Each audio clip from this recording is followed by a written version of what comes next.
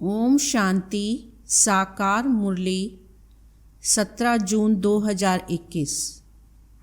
मीठे बच्चे, तुम पारलौकिक बाप को यथार्थ रीति जानते हो, इसलिए तुम्हें ही सच्चे प्रीत बुद्धि व आस्तिक कहेंगे। प्रश्न: बाप के किस कर्तव्य से सिद्ध होता है कि वह भक्तों का रक्षक है? उत्तर: सब भक्तों को रावण की जेल से छुड़ाना, इनसॉल्वेंट से सॉल्वेंट बनाना, यह एक बाप का ही कर्तव्य है। जो पुराने भक्त हैं उन्हें ब्राह्मण बनाकर देवता बना देना, यही उनकी रक्षा है। भक्तों का रक्षक आया है अपने सभी भक्तों को मुक्ति जीवन मुक्ति देने। गीत भोलेनाथ से निराला। ओम शांति। ये किसकी महिमा सुनी बच्चों ने? गाया जाता है ऊंच से ऊंच भगवान, और भगवान को ही बाप कहा जाता है। वही इस सारी रचना का रचयिता है। जैसे लौकिक बाप भी रचयिता है अपनी रचना का। पहले कन्या को अपनी स्त्री बनाते हैं और फिर उनसे रचना रचते हैं। 5-7 बच्चे पैदा करते हैं, उनको कहा जाएगा रचना। बाप ठहरा रचयिता, वह हद के रचयिता ठहरे। यह भी बच्चे जानते हैं। रचना को रचयिता बाप से वर्षा मिलता है। मनुष्य को 2 बाप तो होते ही हैं, एक लौकिक दूसरा पारलौकिक। बच्चों को समझाया है ज्ञान और भक्ति अलग अलग है। फिर है वैराग्य। इस समय तुम बच्चे संगम पर बैठे हो और बाकी सब कलयुग में बैठे हुए हैं तो सब बच्चे, परंतु तुमने बेहद के बाप को जाना है जो सारी रचना का रचयिता है। लौकिक बाप होते भी उस पारलौकिक बाप को याद करते हैं। सतयुग में लौकिक बाप होते पारलौकिक बाप को कोई याद नहीं करते, क्योंकि है ही सुखधाम। उस पारलौकिक बाप को दुख में याद करते हैं। यहाँ पढ़ाया जाता है, मनुष्य को समझदार बनाया जाता है। भक्ति मार्ग में मनुष्य बाप को भी नहीं जानते हैं। कहते भी हैं परम पिता परमात्मा, हे गॉड फादर, हे दुख हरता सुख करता। फिर कह देते सर्वव्यापी। पत्थर में कण कण, कुत्ते बिल्ली सब में हैं। परमात्मा बाप को गालियां देने लग पड़ते हैं। तुम बाप के बने हो तो तुम हो गए आस्तिक। तुम्हारी बाप के साथ प्रीत बुद्धि है, बाकी सबकी बाप के साथ विपरीत बुद्धि है। अब तुम जानते हो महाभारी लड़ाई भी सामने खड़ी है। पुरानी दुनिया के विनाश अर्थ हर 5000 वर्ष बाद कलयुगी पतित दुनिया पूरी हो, फिर सतयुगी पावन दुनिया स्थापन होती है बाप के द्वारा, जिसको ही याद करते हैं। हे पतित पावन आओ, हे खिवैया हमको इस विषय सागर से निकाल क्षीर सागर में ले जाओ। गांधी जी भी गाते थे पतित पावन सीताराम, हे राम सब सीताओं को पावन बनाओ। तुम सब हो सीताएं भक्तियाँ, वह है भगवान, सब उनको पुकारते हैं। वह तुमको पतित से पावन बना रहे हैं। तुमको कहाँ भी धक्के नहीं खिलाते हैं। ऐसे नहीं कहते तीर्थों पर जाओ, कुंभ के मेले पर जाओ। नहीं, यह नदियाँ कोई पतित पावनी नहीं है। पतित पावन एक ज्ञान का सागर बाप है। सागर व नदियों को कोई याद नहीं करते हैं, पुकारते हैं बाप को, हे पतित पावन बाबा हमको पावन बनाओ। बाकी पानी की नदियाँ तो सारी दुनिया में हैं, वह थोड़े ही पतित पावनी है। पतित पावन एक बाप को ही कहा जाता है। वह जब आए तब आकर पावन बनाए। भारत की महिमा बहुत भारी है। भारत सब धर्मों का तीर्थ स्थान है। शिव जयंती भी यहाँ गाई जाती है। सतयुग तो है पावन दुनिया, उसमें देवी देवता रहते हैं। देवताओं की महिमा गाई जाती है। सर्वगुण संपन्न 16 कला संपूर्ण, चंद्रवंशियों को 14 कला कहेंगे। फिर सीढ़ी नीचे उतरते हैं। बाप आकर सेकंड में सीढ़ी चढ़ाएं, शांति धाम सुख धाम में ले जाते हैं। फिर 84 का चक्र लगाए सीढ़ी उतरते हैं। 84 जन्म कोई ने तो जरूर लिए होंगे। मुख्य है सर्वशास्त्रमयी शिरोमणि गीता। श्रीमद् भगवत माना भगवान की गाई हुई, परंतु भगवान किसको कहा जाता है यह पतित मनुष्य नहीं जानते।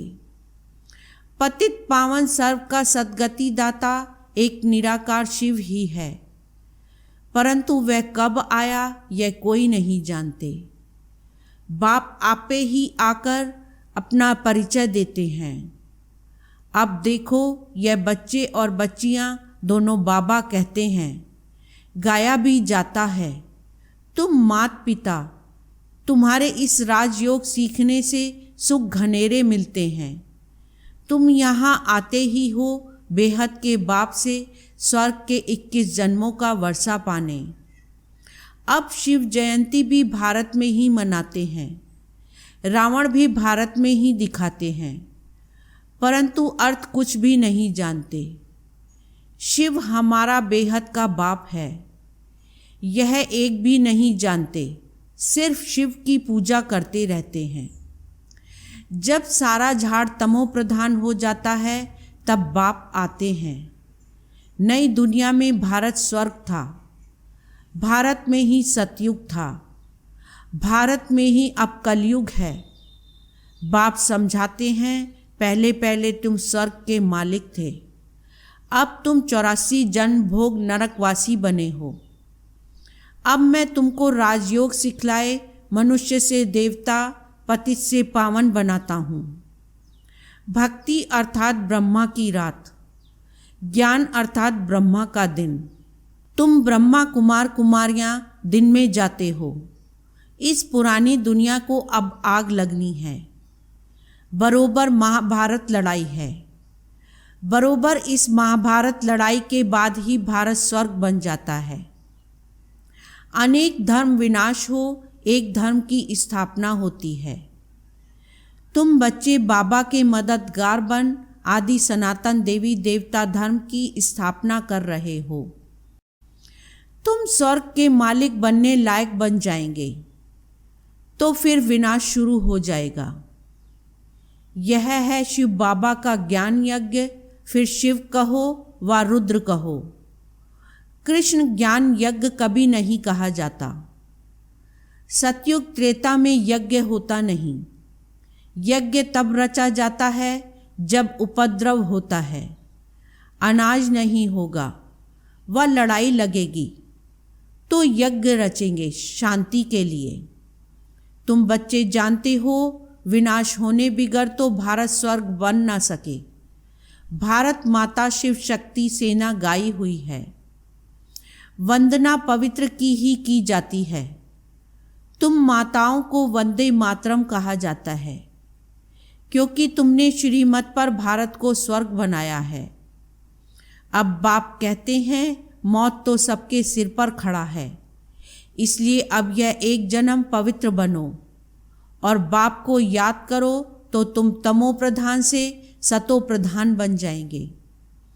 अभी तुम शूद्र से ब्राह्मण बन फिर देवता बनेंगे। यह कोई नई बात नहीं। कल्प कल्प हर 5000 वर्ष बाद यह चक्र फिरता रहता है।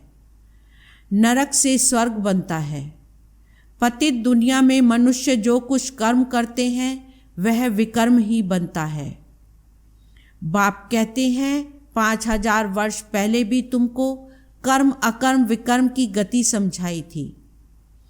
अब फिर से तुमको समझाता हूँ।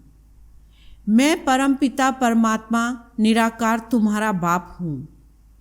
यह शरीर जिसका हमने आधार लिया है, यह कोई भगवान नहीं है। मनुष्य को देवता भी नहीं कहा जाता, तो मनुष्य को भगवान कैसे कह सकते हैं। बाप समझाते हैं, तुम 84 जन्म लेते लेते नीचे सीढ़ी उतरते आए हो, ऊपर कोई जा नहीं सकता है। सभी पतित बनने का ही रास्ता बताते हैं, खुद भी पतित बनते जाते हैं। तब बाप कहते हैं, उनका भी उद्धार करने मुझे आना पड़ता है। यह है रावण राज्य। तुम अभी रावण राज्य से निकल आए हो। धीरे धीरे सबको पता पड़ेगा। ब्राह्मण बनने बिगैर शिव बाबा से वर्षा ले नहीं सकते। बाप हैं ही दो, एक निराकारी बाप, एक साकारी बाप। वर्षा मिलता है एक साकारी बाप से साकारी बच्चों को, और फिर निराकारी बेहद के बाप से वर्षा मिलता है निराकारी आत्माओं को। अब तुम बच्चे जानते हो, मीठे मीठे शिव बाबा से हम 21 जन्म के लिए सुखधाम का वर्षा लेने आए हैं। विश्व के मालिक बनते हैं योग बल से, कोई हथियार आदि नहीं है। तो बाप से योग लगाए विकर्म विनाश कर विष्णुपुरी के मालिक बनते हैं। अब अमर लोक में जाने के लिए अमर कथा सुन रहे हैं। वहाँ अकाले मृत्यु कभी होता नहीं, दुख का नाम निशान नहीं। तुम बच्चे आए हो श्रीमत पर चल बेहद के बाप से श्रेष्ठ श्रेष्ठ देवी देवता बनने। यह कोई शास्त्रों का ज्ञान नहीं है। दिखाते हैं विष्णु की नाभि से ब्रह्मा निकला, उनके हाथ में फिर शास्त्र देते हैं। बाप कहते हैं, ब्रह्मा द्वारा मैं तुमको सारी रचना के आदि मध्य अंत का ज्ञान सुना रहा हूँ। मैं ही ज्ञान का सागर हूँ। गाते भी हैं, ज्ञान सूर्य प्रगटा, अज्ञान अंधेर विनाश।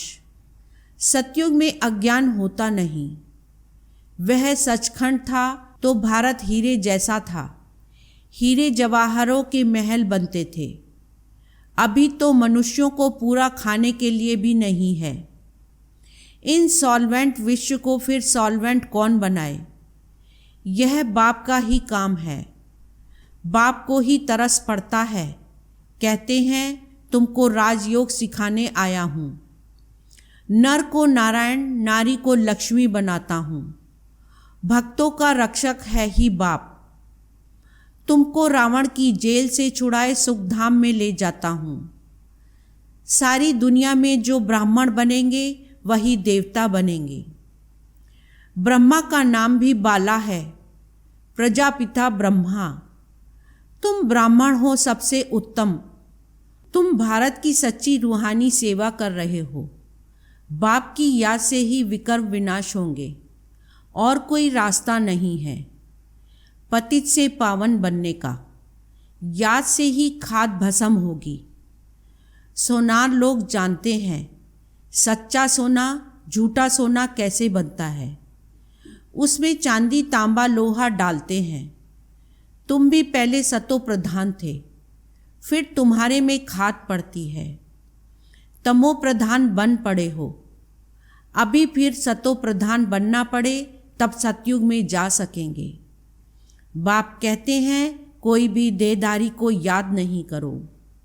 गृहस्थ व्यवहार में रहते एक बाप के सिवाय और कोई को याद नहीं करो, तो तुम स्वर्गपुरी के मालिक बन जाएंगे। स्वर्ग अथवा विष्णुपुरी थी, अब रावणपुरी है, फिर विष्णुपुरी बनेगी जरूर। साधु संत आदि सबका उद्धार करने आता हूँ। तभी कहा जाता है यदा यदा ही धर्मस्य। यह भारत की ही बात है। सर्व का सद्गति दाता मैं एक बाप शिव हूँ। शिव रुद्र सब उनके ही नाम हैं, अतः नाम रख दिए हैं। बाप कहते हैं, मेरा असली नाम तो एक ही है, शिव। मैं शिव हूँ। तुम सालिग्राम बच्चे हो। तुम आधा कल्प देह अभिमानी रहे हो, अब देही अभिमानी बनो। एक बाप को जानने से बाप द्वारा तुम सब कुछ जान जाते हो। मास्टर ज्ञान सागर बन जाते हो। अच्छा, मीठे मीठे सिकी लदे बच्चों प्रति माता पिता बाप दादा का याद प्यार और गुड मॉर्निंग। रूहानी बाप की रूहानी बच्चों को नमस्ते। रूहानी बच्चों की रूहानी बाप को नमस्ते। धारणा के लिए मुख्य सार। फर्स्ट पॉइंट, श्रीमत पर चलकर श्रेष्ठ से श्रेष्ठ देवता बनना है। सारे विश्व की सच्ची सच्ची रूहानी सेवा करनी है। आदि सनातन देवी देवता धर्म की स्थापना में बाप का पूरा मददगार बनना है। सेकंड पॉइंट, आत्मा को सच्चा सोना बनाने के लिए एक बाप के सिवाय किसी भी देहधारी को याद नहीं करना है। पारलौकिक बाप से सच्ची सच्ची प्रीत रखनी है। वरदान, अंतर्मुखी बन अपने समय और संकल्पों की बचत करने वाले विघ्नजीत भव। सार, कोई भी नई पावरफुल इन्वेंशन करते हैं तो अंडरग्राउंड करते हैं। आप भी जितना अंतर्मुखी अर्थात अंडरग्राउंड रहेंगे उतना वायुमंडल से बचाव हो जाएगा, मनन शक्ति बढ़ेगी और माया के विघ्नों से भी सेफ हो जाएंगे। बाहर मुक्ता में आते भी अंतर्मुख हर्षित मुख आकर्षण मूर्त रहो। कर्म करते भी ये प्रैक्टिस करो तो समय की बचत होगी और सफलता भी अधिक अनुभव करेंगे। स्लोगन, बीमारी से घबराओ नहीं, उसे दवाई रूपी फ्रूट खिलाकर विदाई दे दो। मातेश्वरी जी के अनमोल महावाक्य। मनुष्य साक्षात्कार में कैसे जाते हैं? यह जो साक्षात्कार में जाना होता है तो इसकी फिलॉसफी भी बहुत महीन है। यह अंतर्वाहक शरीर से जाकर घूम आते हैं। जैसे कोई बाहर घूमने जाता है ना, तो ऐसे नहीं घूमने गया तो मरा, वो घूमकर फिर वापस लौटकर आएगा ना। तो यह भी आत्मा इस बॉडी से निकल अंतर्वाहक शरीर से सैर करने जाती है। थोड़े समय के लिए इनकी आत्मा उड़ता पंछी है। यह भी परमात्मा का काम है जो उनकी रस्सी को खींच दिव्य दृष्टि से उनको साक्षात्कार कराता है। जैसे रात को हम जब शरीर से न्यारी आत्मा हो सुख पथ अथवा स्वप्न की अवस्था में चले जाते हैं तो उसी समय शरीर शांत है, तो देह और देह के धर्म भूल जाते। परंतु ऐसे नहीं, कोई शरीर मर गया फिर जब जागृत में आता है तो उस रात के सपने की अवस्था का वर्णन कर सुनाते हैं। वैसे परमात्मा के साथ योग लगाने से परमात्मा फिर दिव्य दृष्टि से आत्मा को सैर कराते हैं। फिर जब ध्यान से उठते हैं तो वो देखा हुआ साक्षात्कार फिर वर्णन कर सुनाते हैं कि हम यह देखकर आए। तो वह स्वप्न रजोगुण तमोगुण भी होता है। यह ध्यान फिर सतोगुण अवस्था है। तो ध्यान में कोई शरीर मरता नहीं है, मगर शरीर की भासना गुम हो जाती है। जैसे क्लोरोफार्म देने से शरीर की सुध-बुध भूल जाती है। देखो, डॉक्टर जब कोई अंग को डेड करते हैं तो इंजेक्शन लगाकर डेड कर देते हैं, परंतु और इंद्रियां तो चलती हैं। तो ध्यान भी इसी तरह से है कि आत्मा कोई उड़कर सैर कर आती है, परंतु शरीर मर नहीं जाता। अब यह रस्सी खींचने की स्मृति भी परमात्मा में है, ना कि मनुष्य आत्मा में। अच्छा, ओम शांति।